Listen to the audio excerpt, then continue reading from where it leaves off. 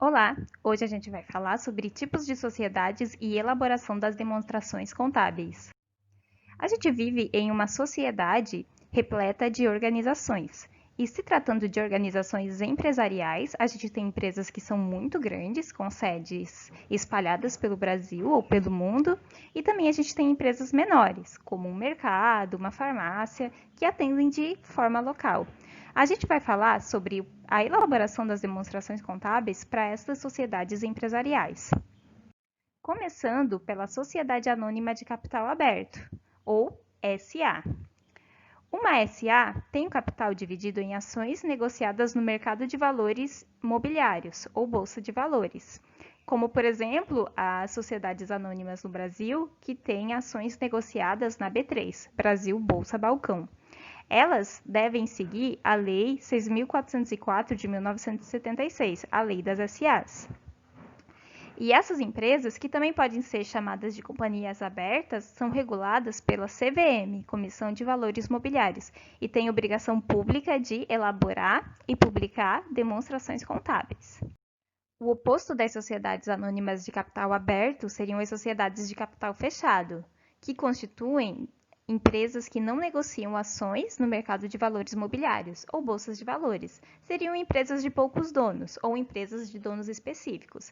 Uma sociedade fechada pode ser uma empresa familiar ou uma sociedade entre empresários definidos que não têm interesse em captar recursos junto ao mercado de capitais.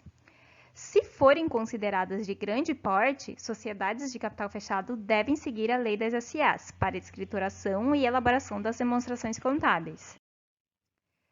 Conforme diz a Lei 11.638 de 2007, que é uma lei que atualizou a lei das SAs, aplicam-se às sociedades de grande porte, ainda que não constituídas sob a forma de sociedades por ações, as disposições da Lei 6.404 de 1976, sobre escrituração e elaboração das demonstrações financeiras.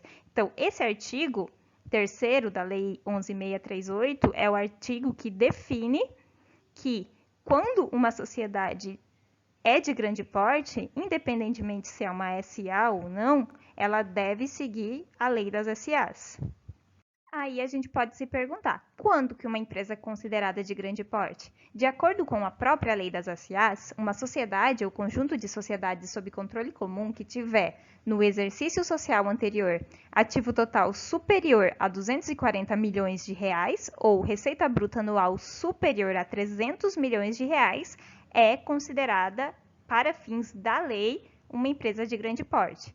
Portanto, uma empresa fechada que supere os ativos e as receitas nesses montantes são consideradas de grande porte e, sendo elas ou não sob a forma de ACAs, elas devem elaborar demonstrações contábeis. Bom, a gente viu que a lei das SAs determina a elaboração de demonstrações contábeis pelas sociedades anônimas de capital aberto e pelas sociedades de capital fechado, desde que sejam de grande porte. Mas quem deve publicar as demonstrações contábeis? SAs de capital aberto são obrigadas à elaboração e prestação públicas de contas independentemente do seu porte. Então, mesmo uma SA de pequeno porte é obrigada a elaborar e divulgar demonstrações contábeis ao público. Isso porque elas vendem ações, então o público que compra essas ações tem direito de conhecer a situação financeira e o patrimônio da empresa. E a sociedade como um todo também. É o caso de empresas como a Petrobras, a Vale e o Itaú. Mas a situação é mais complexa para as empresas fechadas de grande porte. O artigo 289 da Lei das SAs traz o seguinte trecho: as publicações ordenadas pela presente lei serão feitas no órgão oficial da União, ou do Estado, ou do Distrito Federal, conforme o lugar em que esteja situada a sede da companhia, e em outro jornal de grande circulação editado na localidade em que está situada a sede da companhia. Em outras palavras, empresas sujeitas à lei das SAs deveriam divulgar ao público suas demonstrações contábeis por meio de órgão oficial e também em outro jornal de grande circulação na região onde a companhia atua. No entanto, e aí eu vou mencionar, esse artigo publicado no site Empório do Direito, de Zolandec e Carli, que trazem o contexto histórico desta questão da publicação por empresas fechadas. E neste artigo, os autores enfatizam que existe uma incerteza interpretativa da norma, por parte de algumas juntas comerciais e das empresas que se inserem nessa característica. Em outras palavras, determinadas empresas e juntas comerciais entendem que, apesar do artigo 289, a Lei das SAS não deixa claro se as empresas de capital fechado devem divulgar as demonstrações contábeis. Lembrando que a Lei das SAS só agrega as empresas fechadas que são de grande porte. E, ainda nesse artigo, os autores mencionam pessoas da área jurídica e societária que também defendem que não há previsão legal de obrigatória publicação das demonstrações contábeis por empresas de capital fechado. Algumas juntas comerciais estaduais, como a de São Paulo, requerem que as empresas fechadas de grande porte façam sim a publicação de suas demonstrações contábeis. Só que isso não é unânime no país. Comarcas como a de Santa Catarina, por exemplo, não fazem essa obrigatoriedade e também nunca se posicionaram a respeito. Assim, podemos concluir que as sociedades de grande porte, quaisquer que sejam, devem observar o estabelecido na Lei das SAs no que tange à escrituração e elaboração das suas demonstrações financeiras. No entanto, não há um consenso sobre a exigência de publicação dessas demonstrações, ou seja, empresa fechada de grande porte elabora demonstrações contábeis seguindo a Lei das SAs, mas não existe um consenso sobre se ela deveria divulgar essas demonstrações contábeis ao público, e muitas, assim, não o fazem. Com base no que foi conversado até aqui, a gente consegue definir o que é uma empresa de grande porte, que é aquela empresa com ativo total superior a 240 milhões de reais ou receita bruta anual superior a 300 milhões de reais. Portanto, aquela empresa que tem ativo total inferior a 240 milhões de reais e receita bruta anual inferior a 300 milhões de reais não pode ser uma empresa de grande porte. Essa empresa vai ser considerada pequena e média empresa, ou PME. Mas dentro das pequenas e médias empresas, a gente pode ainda trazer uma terceira categoria, que é uma subcategoria das PMEs, chamada microempresa e empresa de pequeno porte, ou ME e EPP, que são basicamente as empresas optantes do Simples Nacional.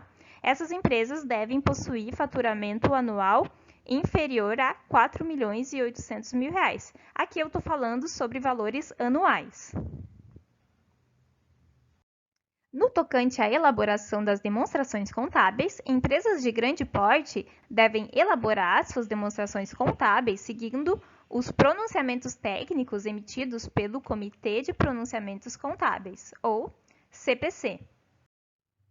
Por sua vez, pequenas e médias empresas devem elaborar demonstrações contábeis de acordo com o Comitê de Pronunciamentos Contábeis também, só que elas vão seguir um pronunciamento técnico específico para pequenas e médias empresas, que foi aprovado pelo Conselho Federal de Contabilidade por meio da Norma Brasileira de Contabilidade Técnica Geral, NBC-TG 1000.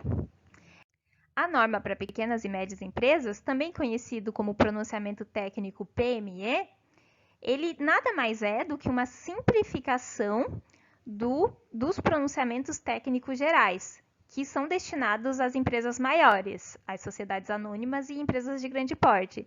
Isso porque pequenas e médias empresas tendem a ser menos complexas e não há necessidade de elas elaborarem demonstrações contábeis que sejam tão complexas como uma empresa que é a sociedade anônima ou multinacional, por exemplo. Por fim, para microempresas e empresas de pequeno porte, o Conselho Federal de Contabilidade publicou a Interpretação Técnica Geral 1000, ITG 1000, uma simplificação do pronunciamento técnico para pequenas e médias empresas. Isso porque MEs e EPPs são empresas muito pequenas, é aquela quitanda, aquela floricultura local ou a padaria da região que é um negócio simples e que basicamente vive aí da venda do seu produto, sem maiores complexidades em suas operações. Não tem por que essas empresas elaborarem demonstrações contábeis tão complicadas. Então, a ideia da interpretação técnica geral é realmente fazer uma contabilidade mais simples, porém satisfatórias para esse tipo de empresas. Também é bom enfatizar que o ITG-1000 é opcional.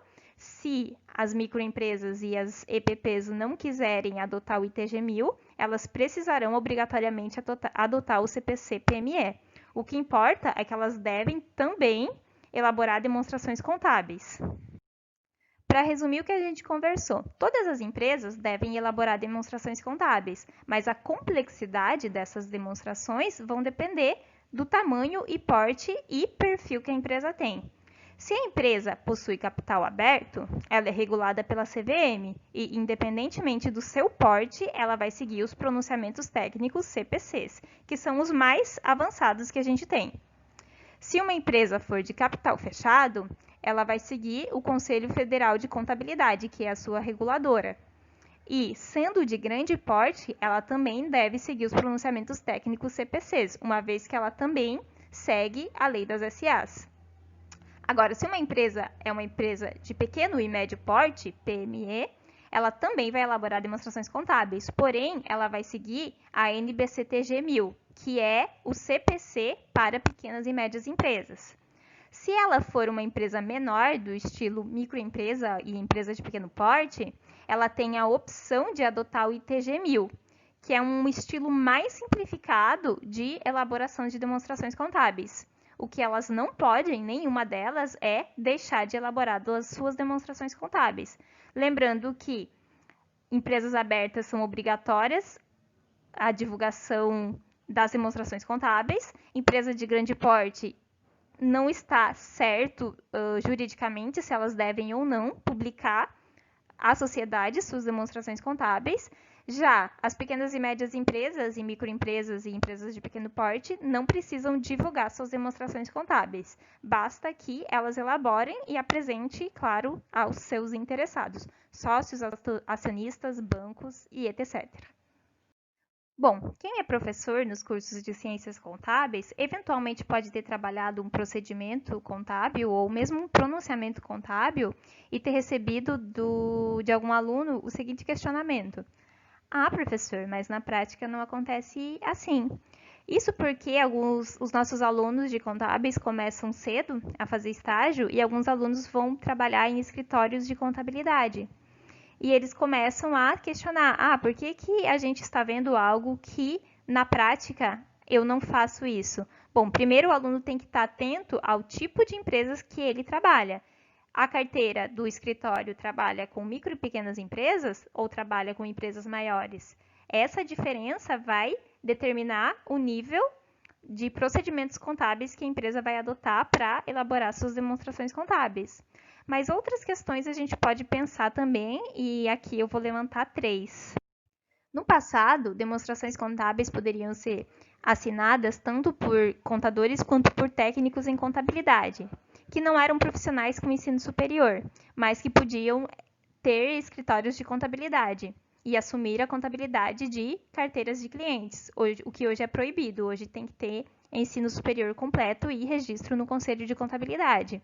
Bom, se esses técnicos do passado não se atualizaram, pode ser que eles ainda seguem esse pensamento contábil de fazer o que pede o fisco. Se isso acontece, eu acredito que hoje já é um número menor de escritórios de contabilidade, mas pode acontecer. Outra questão é ainda, infelizmente, a forma como o pequeno empresário enxerga nós contadores, como pessoas responsáveis pela elaboração do imposto de renda e às vezes até uma despesa maior que eles não querem arcar. E ainda não tem essa concepção da importância da contabilidade como instrumento de tomada de decisão. E por isso mesmo a gente tem que atuar como protagonistas, mostrando para eles como a contabilidade é importante e faz a diferença. Por fim, a gente também pode levantar a responsabilidade do Conselho Federal de Contabilidade e também os conselhos regionais de contabilidade, que devem fiscalizar as empresas e verificar se elas estão adequadamente elaborando suas demonstrações contábeis. Se a empresa terceiriza essa responsabilidade para um escritório de contabilidade, esses escritórios devem ser fiscalizados. Então, como profissionais de contabilidade, nós precisamos assegurar que os nossos conselhos estão fazendo adequadamente seu trabalho. Por fim, quem quer se aprofundar precisa conhecer a lei das SAs, em especial os trechos que falam da elaboração das demonstrações contábeis. E também vale a pena conhecer os pronunciamentos contábeis, principalmente as diferenças entre os pronunciamentos gerais e os pronunciamentos para pequenas e médias empresas. Muito obrigada e até mais!